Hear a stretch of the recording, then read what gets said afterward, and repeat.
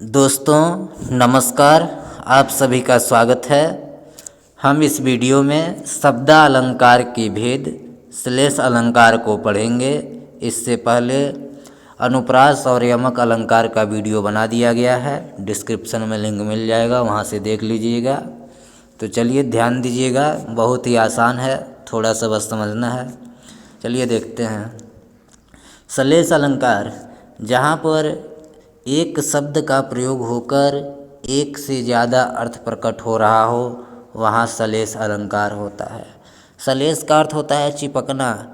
कहने का मतलब है जहाँ पर एक ही शब्द का प्रयोग हुआ हो, लेकिन वह शब्द एक बार प्रयोग होकर एक से ज़्यादा अर्थ प्रकट कर रहा हो, व्यक्त कर रहा हो, वहाँ श्लेष अलंकार होगा। जहाँ पर एक शब्द प्रयोग होकर एक से ज़्यादा अर्थ प्रकट करे, वहाँ श्लेष अलंकार होगा। याद रखिएगा। उदाहरण में समझिए कैसे कि रहीमन पानी राखिए बिन पानी सब सोन, पानी गए न उबरे मोती मानुष चून। तो ये जो आपको यहाँ पे पानी शब्द दिख रहा है, ये शब्द एक बार प्रयोग होकर यहाँ कई अर्थ प्रकट कर रहा है, कई अर्थ का बोध करा रहा है। जैसे पहले इसका अर्थ समझिए। रहीमन पानी राखिए, रहीम जी कहते हैं कि पानी, पानी का अर्थ प्रतिष्ठा। रहीम जी कहते हैं कि मनुष्य को अपनी प्रतिष्ठा की रक्षा करनी चाहिए। बिन पानी सब सून, बिना प्रतिष्ठा के सब कुछ सूना पड़ जाता है, फीका पड़ जाता है। पानी गए न उबरे मोती मानुष चून, क्योंकि पानी के बिना मोती फीके पड़ जाते हैं। मानुष, मनुष्य का मान घट जाता है।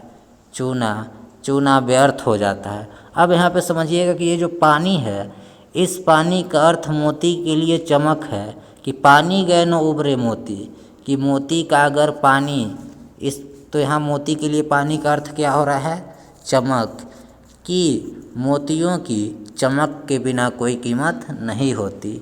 मानुष, यहाँ मनुष्य के लिए पानी का अर्थ हो रहा है प्रतिष्ठा, कि प्रतिष्ठा के बिना मनुष्य का कोई मान नहीं होता।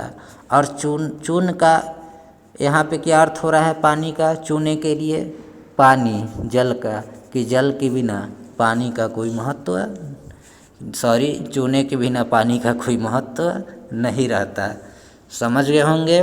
यहाँ पर देख रहे हैं ना कि पानी शब्द एक बार प्रयोग होकर एक से ज़्यादा अर्थ व्यक्त कर रहा है।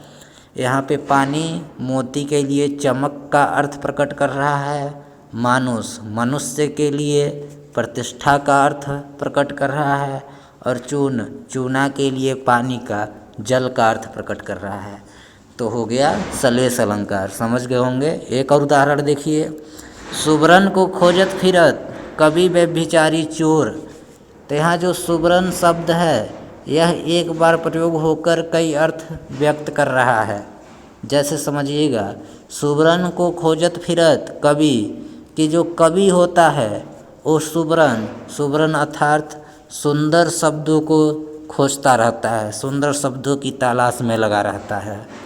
और व्यभिचारी, जो व्यभिचारी होता है, भोगी विलासी होता है, वो सुबरन अर्थात सुंदरी की तलाश में रहता है। और जो चोर होता है वो सुबरन अर्थात स्वर्ण की तलाश में रहता है। तो यहाँ देख रहे हैं ना, इस सुबरन का कई अर्थ है। कवि के लिए सुबरन का अर्थ सुंदर शब्द है, और व्यभिचारी के लिए सुबरन का अर्थ सुंदर स्त्री है, सुंदरी है, और चोर के लिए सुबरन का अर्थ स्वर्ण है। तो दोस्तों, जहाँ पर एक शब्द प्रयोग होकर एक से ज़्यादा अर्थ प्रकट कर रहा हो, वहाँ पर श्लेष अलंकार होगा। वीडियो देखने के लिए आप सभी का धन्यवाद। चैनल को अभी तक सब्सक्राइब नहीं किया होगा तो सब्सक्राइब कर लीजिएगा, साथ ही बेल आइकन को प्रेस कर दीजिएगा।